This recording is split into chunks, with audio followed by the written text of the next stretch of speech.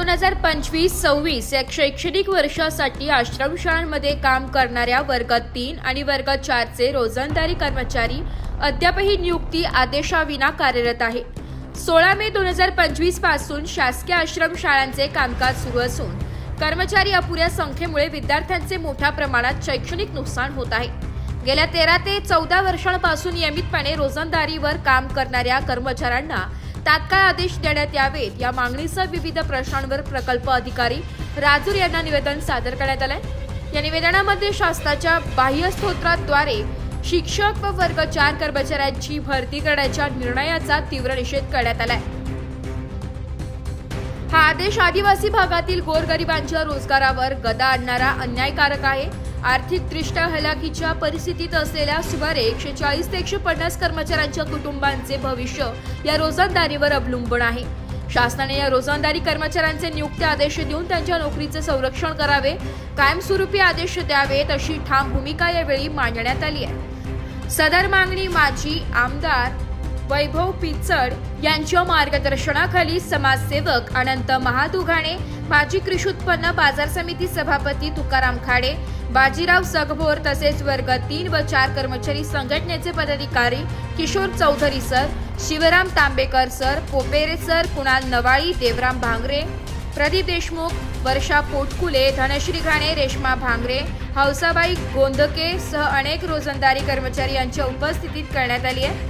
यावेळी प्रकल्प अधिकारी भोकर मॅडम यांच्याशी सविस्तर चर्चा झाली आहे। मुख्याध्यापकांना आदेश देऊन नियमितपणे काम करणाऱ्यांवर अन्याय न करता रोजंदारी कर्मचाऱ्यांना प्रथम प्राधान्याने नियुक्ती आदेश द्यावेत अशी ठाम मागणी यावेळी करण्यात आली आहे। आदिवासी विकास विभागाने 21 मे 2025 रोजी जो अन्यायकारक बाह्य स्त्रोताचा आदेश दिलाय त्याविरुद्ध सर्व आदिवासी आमदार व शिक्षक आमदार यांनी पावसाळी अधिवेशनात मुद्दा मांडून रोजंदारी शिक्षकांना न्याय मिळवून द्यावा व हा आदेश रद्दबातल करण्यासाठी सरकारला भाग पाडावे अशी मागणी महाराष्ट्रातील तमाम आदिवासी जनता करीत आहे। जर शासनाने हा बाह्य स्त्रोत भरतीचा आदेश रद्द केला नाही तर प्रकल्प कार्यालयासमोर सर्व कुटुंबासह आंदोलन छेडण्याबरोबरच आमरण उपोषणाचा व आत्मदहनाचा इशारा रोजंदारी कर्मचारी व संघटनेकडून देण्यात आला आहे। निषेध जाहीर करत आहोत।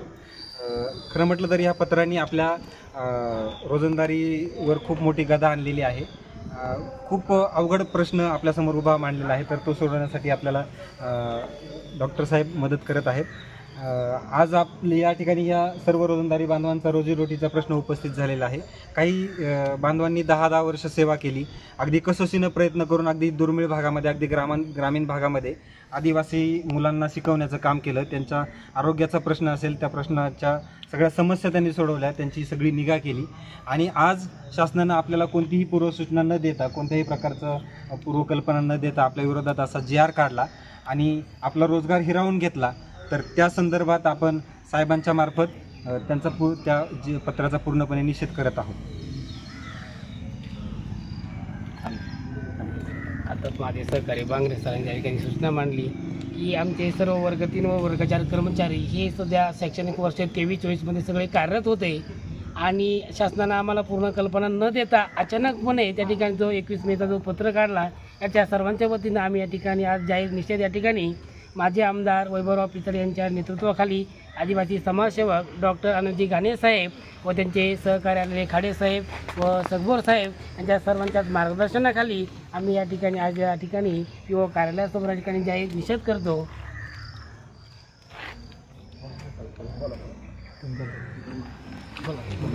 शासनाला आमची विनंती, आमच्या प्रमुख मागण्या आहेत तशा की हे सगळे रोजंदारी बांधव तो GR रद्द करावा आणि आमचे सगळे रोजंदारी बांधव मागच्या सत्रामध्ये जसे कार्यरत होते तसे पुढच्या सत्रामध्ये कार्यरत करावेत।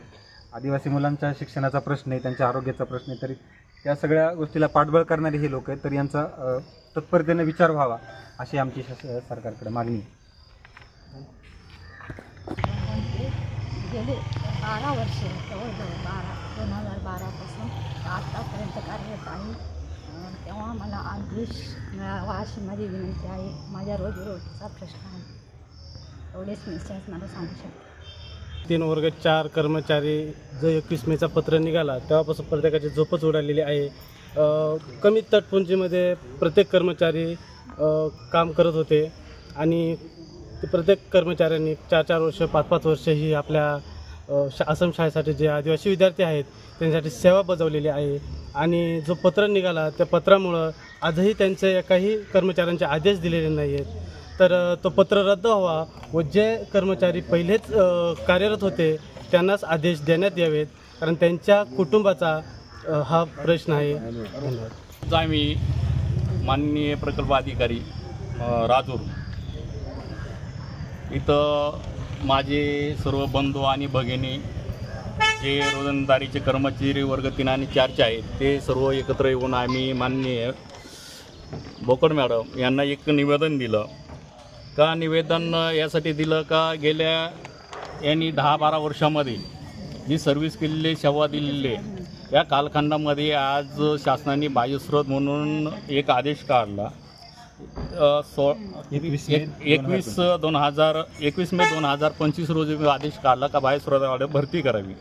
तर माझ्या सर्व बंधू आणि भगिनी आणि माझे सर्व सहकारी यांच्या वतीने मी शासनाचा या बाबतीत तीव्र निषेध करतो. शासनाने रेग्युलर भरती चालू करावी आणि आम्ही जे आज या स्तरावर माननीय प्रकल्पाधिकारी यांना जे वर्ग 3 आणि 4 बाबत चर्चा केली या चर्चामध्ये सर्व जे नियमित कर्मचारी आहेत त्यांना बाह्यस्रोता वाटे त्यांना मजुरी द्यावी. 2 त्यांना त्यांनी जी रोजंदारीमध्ये काम केलेले त्यांना शासनाने नियमित करावं. आणि ह्या ठिकाणी उपस्थित असलेले जे 13 ते 15 वर्षे सर्व्हिस झालेली म्हणजे 2 महिन्यापासून ते 15 वर्षे ज्यांनी सर्व्हिस केलेली आज त्या मावशी दिसत आहेत. तिथे एक मावशी दिसत आहे यांचं वय झालेलं आहे. ते लोक आज इथं POच्या दारामध्ये शासनाकडे येऊन आणि आपली रोजंदारी मिळावी म्हणून प्रयत्न करत आहेत. तर यांना सर्वांना शासनाने आजच्या आज विचार व्हावा आणि हा जो आदेश काढला हा रद्दबातल करून यांना नियमित सेवा द्यावी असे मी शासनाला विनंती करतो. आणि जर समजा शासनाने कोणत्याही परिस्थितीमध्ये जर रद्द नाही केला तर ह्याच ठिकाणी हे सर्व कर्मचारी आत्महत्या करण्याचा आत्मदहन करण्याचा इशारा देत आहेत. आणि त्या इशाऱ्यामध्ये जर कोणाचं बरं वाईट झालं तर ही शासनाची प्रशासनाची जबाबदारी राहील. तरी शासनाने आणि प्रशासनाने याच्याकडे गंभीर दखल घ्यावी आणि आमच्या भावना आमच्या महाराष्ट्रातील सर्व वर्ग 3 आणि 4च्या भावना समजून घेऊन शासनाने आम्ही बरेच जण रोजंदारीवर आहे. तिथे छोटे मोठे 4 शिक्षक परमनंट आहेत. आता इतकी संख्या वाढली की ते शिक्षकांची पूर्ण धावपळ होती.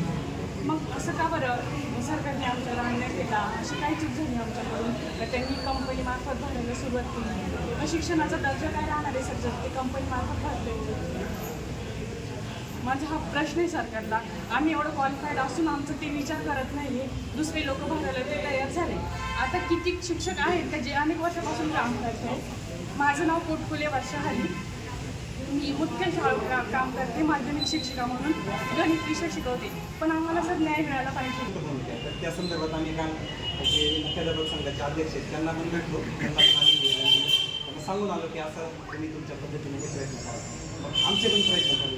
म्हटलं तुमच्या माध्यमातून जर असं किंवा मॅडमला सांगितलं तर ते योग्य राहील. आणि सर काल एक भामरागडला एक प्रकल्प निघाले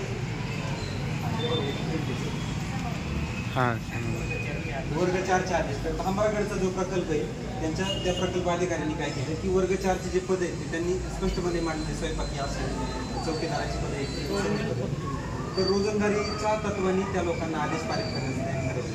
मग आपल्या प्रकल्पात का असं होतं असं आम्हाला माहिती. जरी समजा तुम्हाला काही रिस्ट्रिक्शन्स असतील तर तुम्ही त्यांचा रेफरन्स घ्या. तो मुद्दा तिथं संदर्भ टाकून मग आमच्या ह्या लोकांना कार्यरत करा. आणि प्रश्न राहिला बाह्यस्रोताचा तर बाह्यस्रोत जेव्हा येईल तेव्हा येईल. पण तोपर्यंत आपल्या मुलांचं नुकसान होते शैक्षणिक नुकसान होते. सर मी शाळेचं नाव घेतले पण मी तुम्हाला एक उदाहरण सांगतो की एक शाळा आहे अशी की त्या शाळेमध्ये 1ली ते 7वीला 70 मुलं आहेत 70 विद्यार्थी आणि आणखी काही दाखले याची पेंडिंग आहेत. म्हणजे 70 विद्यार्थी आणि एकच शिक्षक आहे तिथं.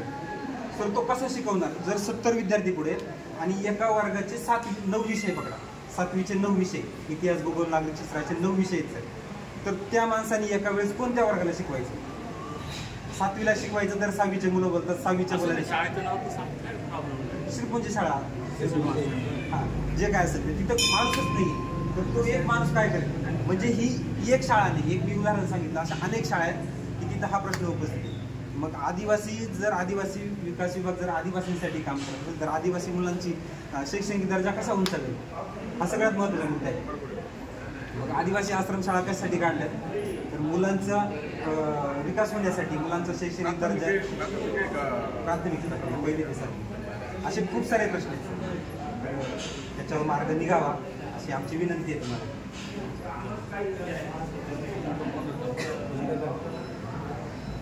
बघा, आज आपल्या सेवेसाठी या ठिकाणी आदिवासी समाजसेवक डॉक्टर आनंदी गाडेसाहेब, त्याच्यासोबत आपले साहेब गाडेसाहेब, की आपण कदाचित या ठिकाणी अनेक वर्षापासून ऐकत आलो असेल की शेतकऱ्याचा असेल किंवा कोणाचाही प्रश्न असेल तर ते तळागाळापासून तर शेवटपर्यंत नेण्याचं जबाबदारी ते गाडेसाहेब नेहमी करत असतात. म्हणून आज आपण त्यांना या ठिकाणी आमंत्रित केलं. आणि मागच्या वेळेसही ती गोष्ट घडली होती. कोकरे सर असेल, मी असेल, गेले अनेक 10 वर्षापासून जरी आम्ही कार्यरत असेल पण तरी आम्ही देखील माध्यमिक पदावरती कार्यरत होतो तरी आम्हाला कोणतरी आदेश भेटत नव्हते. परंतु ते भेटून देणारा एकमेव माणूस म्हणून डॉक्टर गाडेसाहेब, म्हणून त्यांना आज पुन्हा साहेब हा जो प्रश्न आहे आम्ही सगळ्यांना निवेदन दिलं. माझे आमदार असतील, त्याच्यानंतर खासदार साहेब असेल, सध्याचे आमदार असतील, मुख्याध्यापक संघटनेचे नेतृत्व करणारे सातवातून शाळेचे शिवाजी कदम सर असतील, त्यांनाही आपण काल जाऊन आम्ही निवेदन दिलं साहेब. पण कुठंतरी आमच्या संघटनेचा कुठंतरी पाठीपाठीचा कमी पडत असेल किंवा आमची जी संघटना असेल सर्व 1 वर्षापासून 2 वर्षे, 5 वर्ष, 8 वर्ष असे आमचे कर्मचारी आहेत साहेब. त्यांना बरंचसं त्या ठिकाणी गाडी काही होत नाही. कोणतरी मध्यस्थी येतं, कोणतरी वेगळं कार्यकारिणी सांगत असतं. म्हणून मी साहेब तुम्हाला आमंत्रित केलं. तुम्हाला आणि फोन करत होतो की साहेब हा जो प्रश्न आहे तुम्ही त्या ठिकाणी नक्की सोडवा. आणि साहेब त्यांनी आम्हाला पाठीमागे ठिकाणी सर्व सांगितलं होतं की तुम्ही पटसंग. ब्युरो रिपोर्ट, नाशिक लोकशाही न्यूज, नाशिक.